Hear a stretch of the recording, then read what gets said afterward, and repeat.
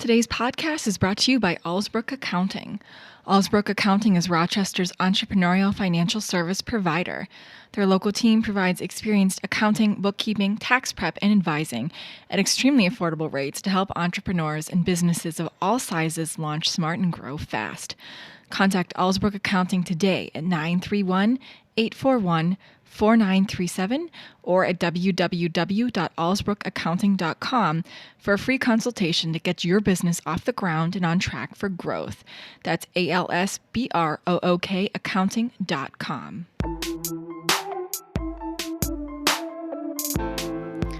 I'm Amanda Leitner, and welcome to Rochester Rising, where we amplify the stories of Rochester entrepreneurs. Today, we're on episode 159 of the podcast. So welcome to the first brand new podcast content of 2020. We had some great stories lined up for you for the rest of the year. So stay tuned. Make sure you subscribe to us on Apple Podcasts.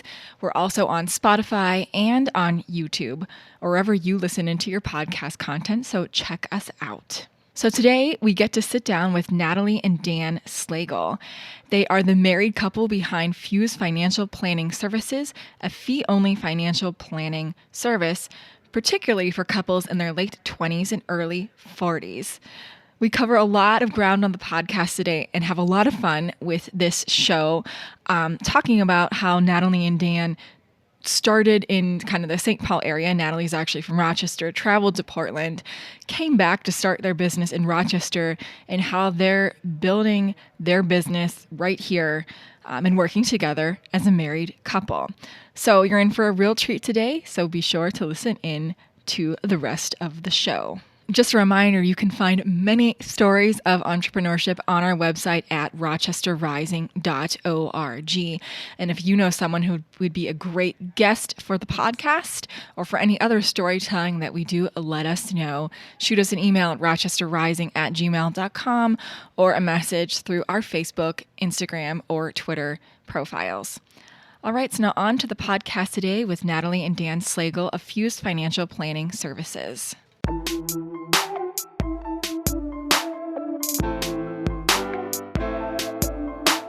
Thanks to both of you for being here today. I appreciate your time. Thanks, Amanda. We're happy to be here. Thank you for having us. Yeah. So I always like to get started by asking people, how you got to Rochester. And I know a little bit of your background story, but I don't think either of you's from Rochester specifically, but I could be wrong. Yes, I'm actually from Rochester. Okay, so I was wrong. Yeah. So I'll start. Born and raised in Rochester, did the Washington JAJM thing, go Rockets. But I left Rochester when I went to college, went up to the cities, and that's where I met this guy sitting next to me. So we were in the cities. Both of us were in the cities for college, and then started our career in after college in the financial services industry. We got married, and then we went out to Portland for a couple of years, and then we came back to Rochester. But before going into all those details, I'll let Dan kind of talk about his background. Yeah, so I am originally from St. Paul, Minnesota, born and raised. As Natalie said, we met in school at St. Thomas, and we were always part of the same friend group, but never had a serious relationship in college. But it was our industry, the financial planning industry, that brought us together. There's a few exams that you have to pass when you're giving investment advice, and Natalie had heard through a mutual friend that I had passed these exams. So then, of course, she reached out to me to be her study buddy, and then the rest is history. So yeah, I knew when I reached out to Dan that he was a nice guy. He was really smart, and so this guy who took the exams and passed it, he's going to be a good study buddy, and he's too nice to say no to me. So we both went into it with no intention. But when you sit down with hours on end with someone and talk about a super boring topic, you actually get to know a lot about someone. And so now here we are. So I think to start talking about what you have developed and are launching here in the community with Fyooz Financial. And that's how you pronounce it, right? Yes. Okay. Yes. What need did you see with people your age for something like this? Yeah, so as you said, we own Fyooz Financial Planning, which is a fee-only financial planning firm. We both had worked at larger institutions, larger financial advising firms, but we noticed something was missing, and that's really providing advice to people our age or in our demographic. So we focus specifically with working with couples in their late 20s to early 40s. Really, there was no way for those people to get involved with traditional financial advising firms because the way it works is you need to have a large nest egg saved to work or get access to financial help. So what we noticed was no one is helping this market, and this is a time when people need it most. When people are graduating with thousands of dollars of student debt, people are getting married, buying houses, having children. Maybe starting a business. Together. And all of these life events have financial implications, both now and in the future. So that's really what sparked our idea of starting this business. Yeah, I think that's a huge thing. And even, in the very early stages of your marriage relationship with, your partner, a lot of the times people just aren't having those conversations up front. Right. And I remember the closest my husband and I came to having that conversation is we had to sit down and do there's a specific name for it, but I can't remember.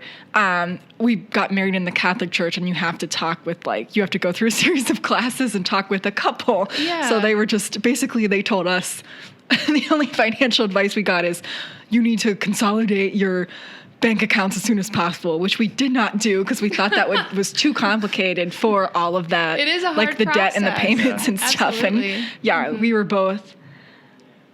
Depends on, everything's relative, but older, in our early 30s when we got married. So we were we're not doing this and really haven't gone back to address any of that since then. Mm-hmm.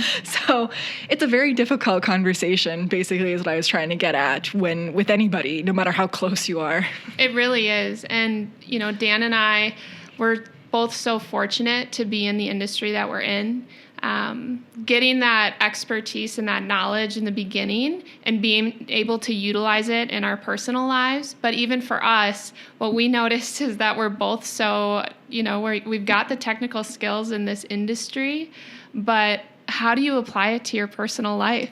I mean, sometimes it's just a matter of, I don't have time to combine my accounts, and I don't know how to have that conversation with my partner. And that was the value that we were this is something that we could provide because we've struggled with it as a married couple. And even though we have the expertise, it's so much more than that. And that's really the value that a lot of our friends and family saw in us, and they kind of helped encourage, hey, you guys got something unique here. And so that's what really kind of propelled the decision to create this offering. Mm-hmm. Yeah, and in our past experiences working with an older clientele, what we really notice is there's usually one financial spouse and then there's a non-financial spouse. So someone who doesn't really understand the whole picture on what's going on. So for us, yes, we live in a society where money's taboo, but it's even taboo somewhat in a relationship where you have one person who knows the ins and outs of what's going on, but the other spouse really doesn't have a clear understanding. And we've seen the end result to that as well. Mm-hmm. Of just people not being, maybe their partner is away for a long time or something even serious happens and they have to take control. The non-financial spouse, that's a huge undertaking when the last thing you want to deal with is something stressful like that. And so we think it's extremely important to get both parties involved, and the earlier the better, which is why we're going after the demographic we are. Yeah, absolutely. And understanding spending habits, because I feel like there's always a spender and there's always a saver. Yeah, we're one of us is a spender, one of us is a saver. I'll let you guys decide who you think is which. But yeah, that's full and throttle for us. Yeah, that's the same with me and my husband. And yeah, I wonder if that's good or if it's Opposites if it gets more attract, interesting, right? I guess it's no good if both of you are savers and both of you are spenders. Then you get into serious trouble. It's good to have both in the relationship because there's pros and cons to both. Mm-hmm. Yeah, no, I feel like that is a better balance. I've noticed, at least. I was a saver in my I'll just say that. And, sometimes I feel like you're living on the edge, but sometimes it's like, actually, now we're enjoying. You make a salary, you should enjoy it. Yeah, but, absolutely. Let's balance that a little bit. But that's a difficult thing to navigate through. It is. Yeah, so ask you, do you want to talk more specifically about some of the services that you're providing through Fyooz Financial, what that would look like when someone reaches out and wants to work with you? Sure. So we, like Dan was talking about, most people when they're working with a financial advisor, they have that nest egg, and the advisor charges a fee on their money that they've worked so hard to accumulate over the years. Well, when you're in your 20s to 40s, that's when you're building up that nest egg, so you don't necessarily have it yet.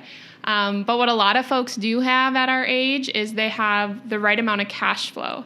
And so that's how we've created our business, is to charge for just a simply monthly fee. So charge via cash flow instead of going and doing it kind of the more typical route. And so when someone works with us, just like Amazon, just like Netflix, they're going to get a monthly fee, financial planning fee when they come on board.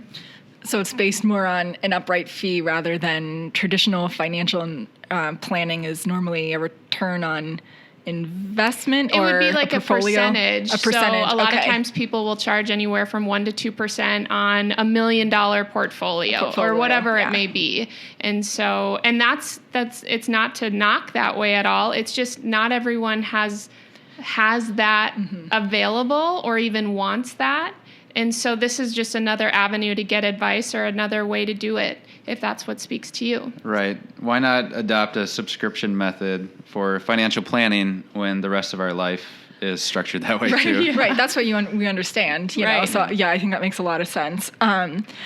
So why did you guys decide to come down to Rochester? Why not build this in the Twin Cities? And that was an option. Portland was an option, but like I said in the beginning, my roots are here. So my family is here. Dan's family's in St. Paul, so this is a great place to be closer towards our personal network, but also our professional network is kind of scattered throughout Rochester and the Twin Cities. The fun thing about Rochester that we've heard about but really didn't get to experience until coming here was just the growing expansion of not just Destination Medical Center, but what that means for the entire community and the opportunity for businesses just in every different kind of industry. And so it was really exciting to come here. We really kind of embraced the community this summer is when we got out of our shell and met Jamie here at Collider, and we're so excited to be a part of the growing vision of what Rochester has. Yeah, I remember meeting you guys in summer, I think. Yeah. And that must have been right when you moved here, or is that not okay? Yeah, we moved here just this past June. June, that's right. Okay, yep. And it just it's wildly different than when I graduated from John Marshall, a decade or so ago. So it's oh yeah, it's definitely changing. Even like the restaurant scene downtown, there was not very much here. Right. Everything was closed by 6 p.m., which might still happen, but I think it's a little bit better. At least in the better. subway or the skyways, it still does. But it's been so fun to see the creative aspects of Rochester too, and the entrepreneurship. So it's we really feel strongly about where we've settled and where we've decided to kind of plant this business. It is a virtual business, but at the same time, like being a part of this community here at Collider and with Rochester Rising, it's just like it feels like it's the place to be. And we were fortunate enough to launch at the beginning of Rochester Entrepreneurship Week. Oh yeah, I knew it was October. Yeah. So our business actually launched that week. Yeah. Which we like to pretend was we'll say it's planned, right? Yeah, but it was totally not planned. It was not planned. No, not at all. But that was perfect timing to launch our business and just become immersed in the community. Yeah, October was busy. And I wanted to ask you about that next. So that was a good transition. So you launched in October. When you were building this, so what did that transition look like from your previous jobs into this? Did you build some of it on the side? Did you say we just need to devote all of our time to this? Or what was that kind of process like for you guys? So we both left our jobs at larger firms because we have to. Our industry requires that we don't work at other financial institutions.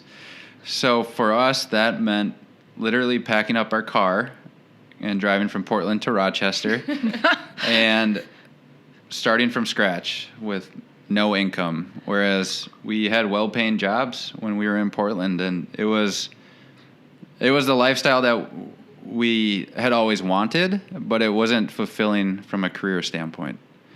So we said, the heck with it. Now's the time to take a chance in our lives. We don't have kids right now, so really it's just us two. So we said, let's go for it.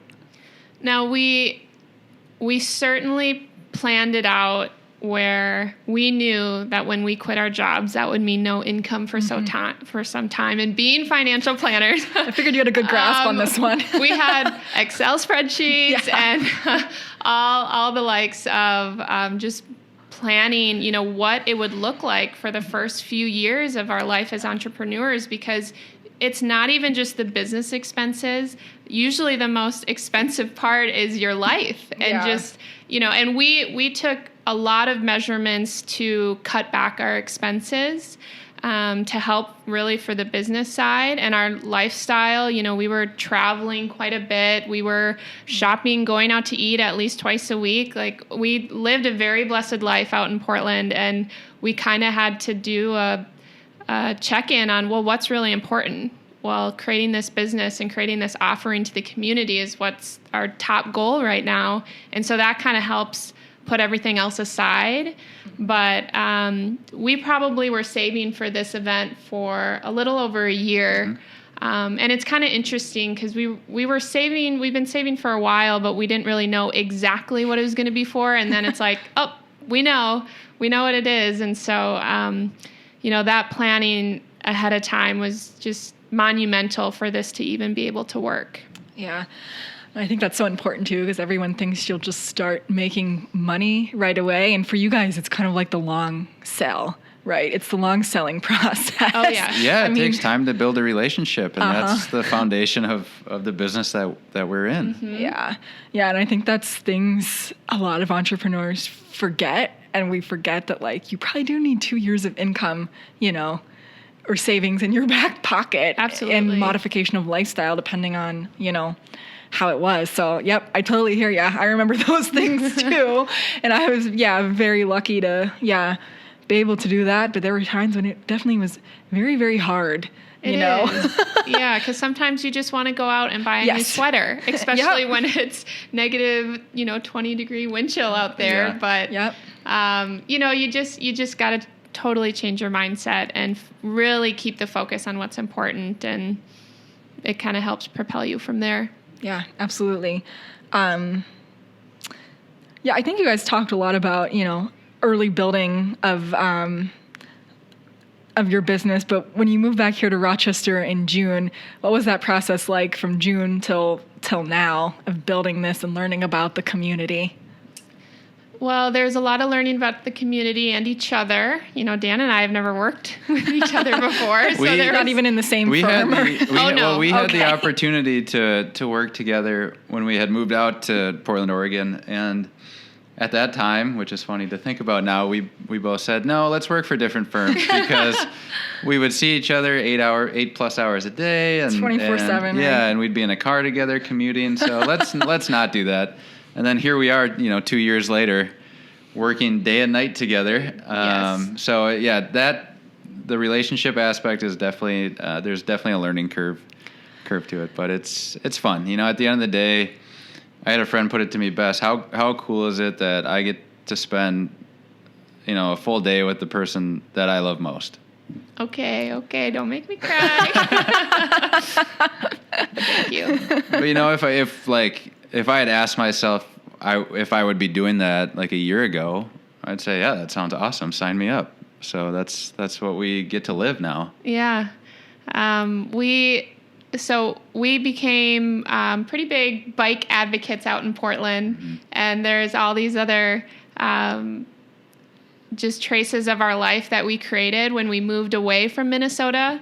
Because when you live and you grow up in the same town you're born from, it's an incredible experience to be so close-knit to your family, but you kind of don't get to see, well, what am I like without that network?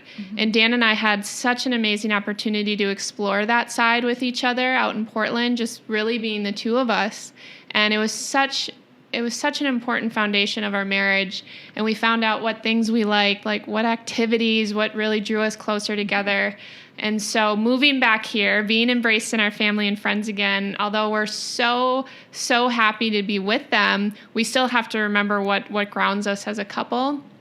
And so we tried to find all those ways out on the West Coast that we discovered, and how do we implement that here? And it was hard at first because coming to Rochester, I'm coming back with my 18-year-old mind, and all I would do would be go to Applebee's for half-off apps and hang out with my girlfriends. Like, that's all I knew as a social life in Rochester.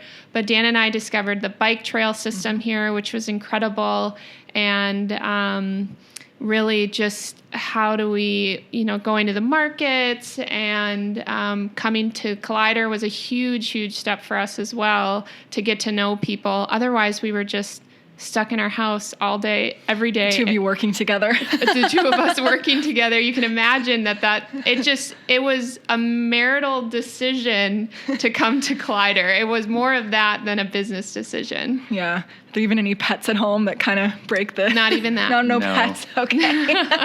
That's a good idea, Amanda. But they take time too. Yeah, that's and true. They can cause problems too. Right. It's so funny. My husband and I had a dog from when I was by myself, single here in graduate school. It's now 11, so it's like my baby. And before him, and now we got a dog in March, the end of March. We got a rescue dog from down south here in Oklahoma, and it was supposed to be his dog. It's your dog now? Oh, yeah. It doesn't really, it's so funny. It doesn't really like him at all. Oh. We're starting to you don't know when you get a rescue dog. There was obviously we knew there was neglect, but pretty sure there was domestic abuse. It's just sad because you can kind of tell, you know.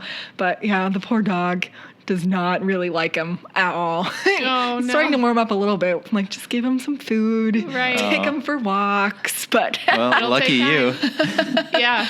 Yes. Yeah. They're both my running buddies. Separately, I don't take them together in this slushy. Mm-hmm. It's 100-pound dog pulling you down the street. It's just not a good. You'd be on your belly in no time. Not a good situation. That's happened with one before, so let's not try two.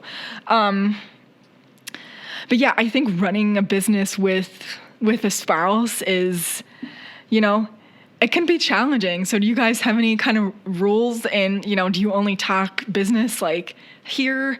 Or, my husband and I are running a business together as well. And we've been trying to even schedule lunches.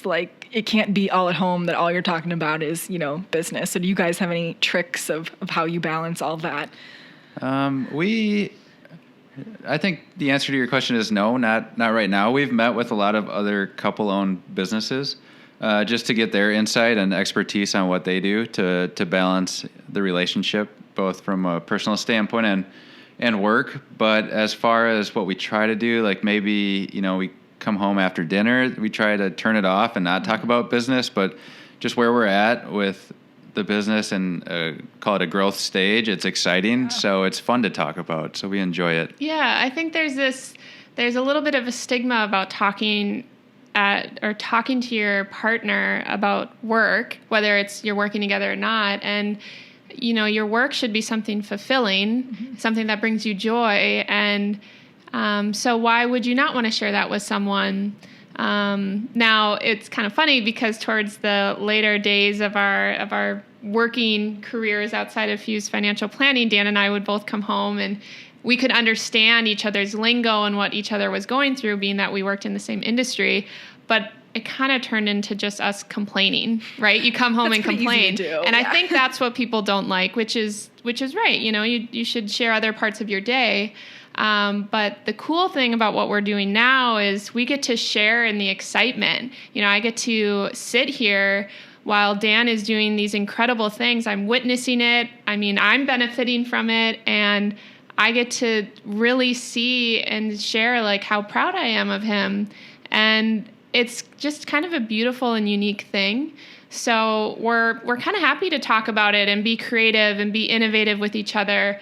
And sometimes these creative thoughts come up while we're going on a walk or while we're coming home and I'm watching Gilmore Girls or whatever. Yeah, I guess we do have our guilty pleasures of getting some separation. Like if I need to blow off some steam, I'll go for a run. Mm-hmm. And Natalie doesn't run, so I have that time to myself. And, Natalie likes watching, as she said, Gilmore Girls, so she can have that time to just decompress. I think the one time where we're like, okay, absolutely no business talk is when we're like on the pillow about to go to sleep and I'm like freaking out, like, oh my gosh, what about this meeting tomorrow? And Dan's like, turn it off. This is the time to turn it off. And I think my mind starts to race like right before I go to bed. And so Dan helps me in that regard. But besides that, I'm the exact opposite. I hit the pillow and I go right to bed.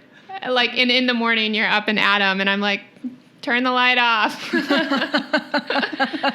So I don't know. No really rules of thumb. Our only one rule is we always put our relationship first. So if the business is getting in the way of that, then it's an easy decision to stop what we're doing. It's kind of a fun environment to be able to start a business with your partner, but you always have to make sure like, well, what's most important at the end of the day. And so, we're really new to this. There could be people who've been with their spouse and significant other working on a business for a long time. And they're like, look at these, these two kids just trying to make it work and they're all lovey-dovey and it's not like that. But I think you have to kind of still make it cutesy. Otherwise the romance of it will fade. And at the end of the day, that's just what's most important to us is our relationship. I think that's a good rule of thumb. Mm-hmm. So prior to this, you both had, a lot of experience in financial planning. But what about business development? Do you have any experience? And then how are you learning those things now? What's been effective? So Dan came from, his degree in school was finance. My degree was business. So okay. I certainly had classes and stuff on, whenever you're a business degree, I think it's wonderful. You get every kind of business aspect, accounting, finance, project management, all of that. So it's fun to kind of lean back on my degree finally and pull from those resources. But we've always both worked for a company. But Dan, I think your previous experience is really what helped us right now. Mm-hmm. Yeah. Natalie and I both have had great mentors in the past. So every financial advising or planning firm is typically custodied under a larger institution. Okay. So there may be teams that work for, a bank or insurance company that you can think of. And with those teams, it's basically like running your own small business. So yes, I was able to get good experience through that. But what makes our business unique, where I didn't have any experience, is that we are our own company. We're not under the umbrella of an insurance company or a bank. And we did that purposely by design. So we're fee only financial planners. So with financial planning, there comes an inherent conflict of interest where people who work for larger institutions are incentivized to sell products to people and earn commissions. So since we don't have a larger institution to report to, it's just us, we don't sell any products. So really that's the differentiator. So because of that, both of us don't really have experience running a small business ourselves. But we have had experience on running a financial planning firm. Mm-hmm. Yeah, I think that makes a lot of sense because you're bringing in your own clients most of the time, your own customers when you're working in those situations. Exactly. So, so you're used to that customer acquisition process and sales and, customer, whatever you want to call it. Satisfaction. Yeah. Right. That whole process. Right. Yeah. At the end of the day, it all comes down to building relationships and trust with the clients that we serve. Yeah, absolutely. So Fyooz Financial Planning is launched. You guys are kind of in customer acquisition phase and growing. So what did that feel like to, during Entrepreneurship Week, which was carefully planned out to say we're open now? What was that feeling like for you guys? It was super exciting. I mean, there were so many cheerleaders and champions for what we were doing, and during Entrepreneurship Week, and especially making the announcement to our friends and family and coworkers, or previous coworkers and previous mentors, and that was really exciting.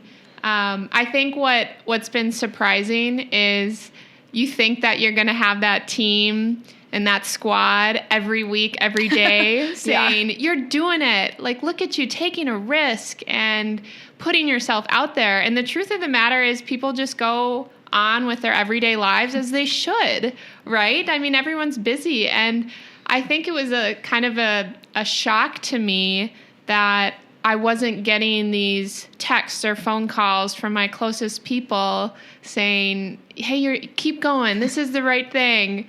And it was almost maybe selfish of me to think that that's what it would take. But the best thing is that, I have Dan, and Dan and I, part of our team meeting is to share our successes in the week, and we go through that. And so we at the very least have each other to lean on for that excitement and that parade around whatever that is. But, since then it's, you really have to be maybe inward and just believe in what you're doing and know that the momentum will only continue if you allow it to. But if you let those little things like, how many Instagram likes you get or something like that kind of bring you down, then you're going to go down real fast. And so I think that's kind of the realization we've been hitting recently. Yeah, it takes time, and just having patience with the business and then one another has been key for us. Yeah. All right, I have some final questions for you guys to take us to the end of the time. But so the first one is, what resources have you found useful in the community, either for entrepreneurship or for kind of building your business? What have you really been able to connect with? Well, I've already made plenty of shout outs to Collider, and I'll do it again. We met Jamie this summer, and he welcomed us in, and I remember him saying, I'm here to show that Rochester has a lot of great people and a lot of great resources, and to help them out. What you're doing, Amanda, is incredible. Just giving us small little guys a voice has been really helpful. We've reached out to the SBA, the Small Business Association, and we actually have a mentor, a business consultant through that, and that's incredible. It's free. Mm-hmm. If you're listening to this and you haven't utilized it, you should. It's just right here at our fingertips.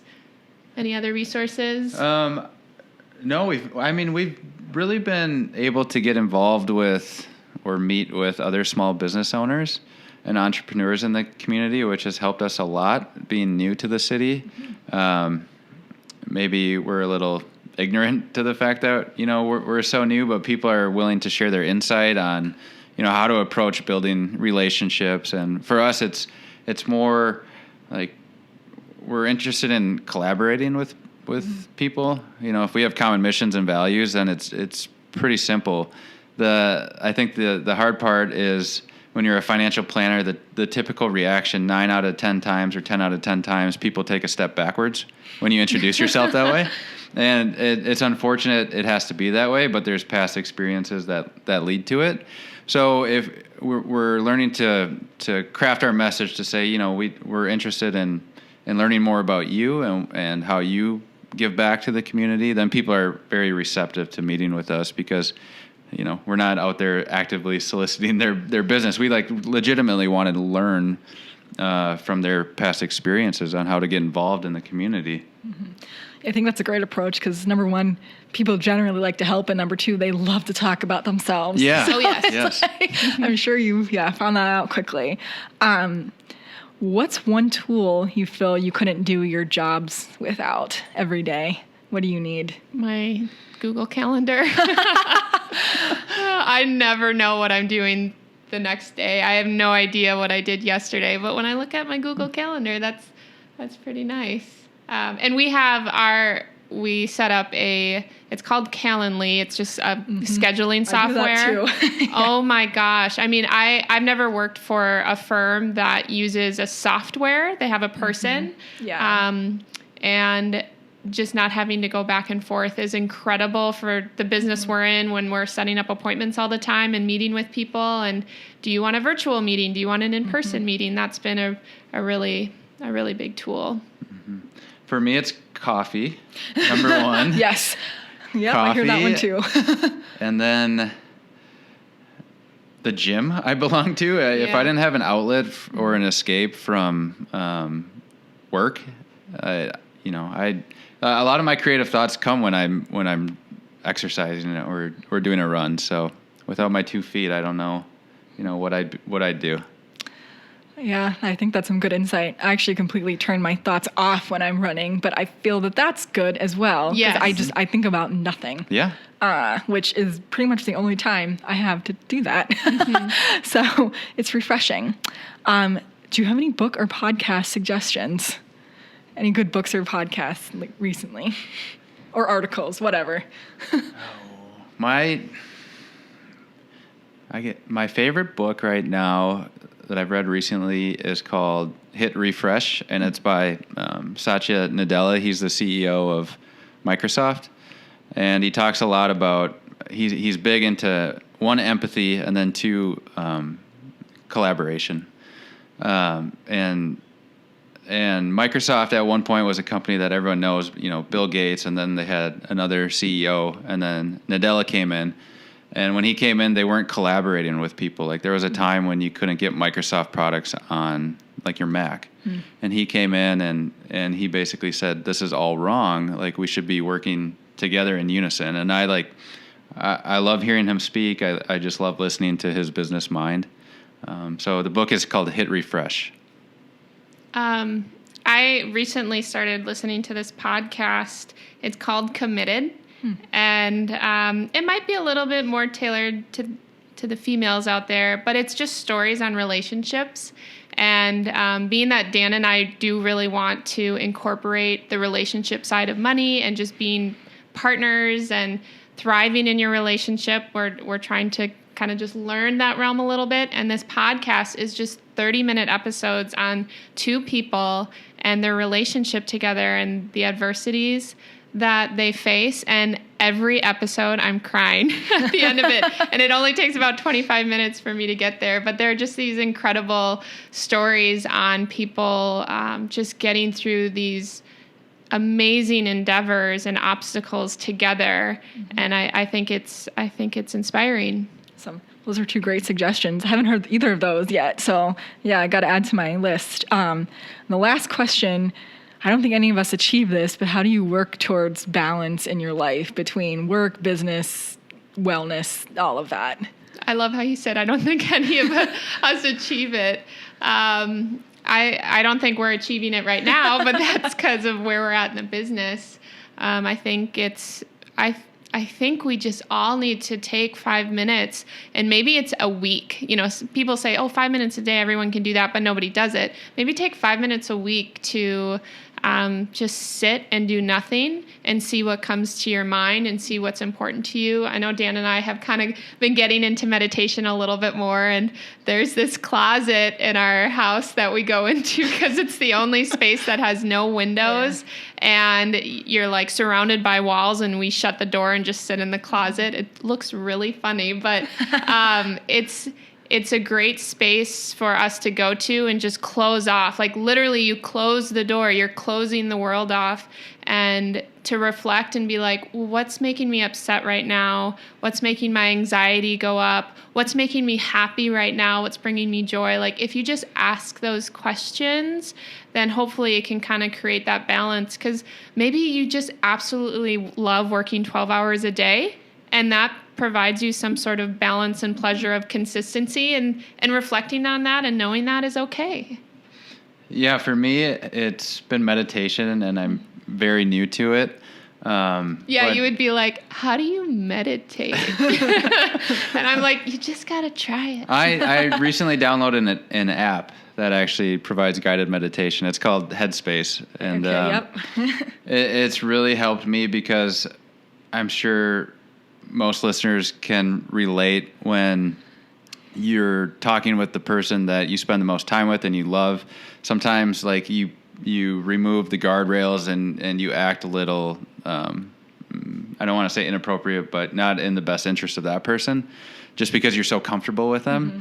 So for me, working with Natalie, sometimes that happens where like your tone of voice is reflected in a way that it shouldn't be. Mm-hmm.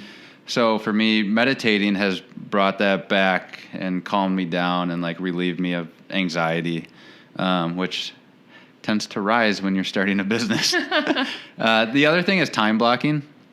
So I think a lot of us come into our 8 to 5 jobs or however long you work, and we tend to, after a certain amount, get work done. We tend to play office, like we just sit behind our computer, just because that's what our society calls mm-hmm. for.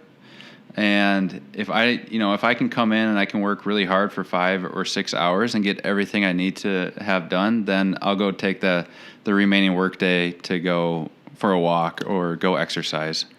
Yeah, no, I totally understand that. And that's, I think, one of the best parts about entrepreneurship is sometimes I never understand that, the 9 to 5s, or when I worked in a research lab, like they wanted you there for 10 to 12 hours a day, no matter if you were productive or not.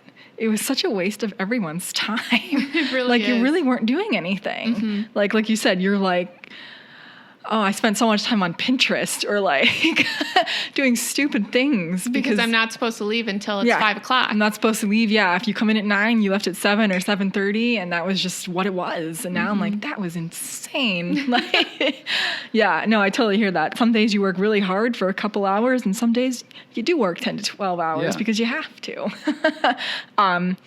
Well, that was my final question. I'll ask you for any final thoughts if you have them, and otherwise let people know where they can find you on the web and social media. Sure. So we have a website, FyoozFinancial.com. We're also on Instagram and Facebook. That's where we're most active. Our Instagram handle is Fyooz. That's FYOOZFP. So Fyooz FP, and then we're just Fyooz Financial Planning on Facebook. So we'd love it if you could follow along on our journey. And, our biggest hurdle right now is just getting people to know we exist. So something like this is incredible, an incredible opportunity. So spread the love, let your friends know. We'd really appreciate it. Awesome. Well, thanks for being here today. I appreciate both of your time. Thanks for all you're doing. Thanks, Amanda.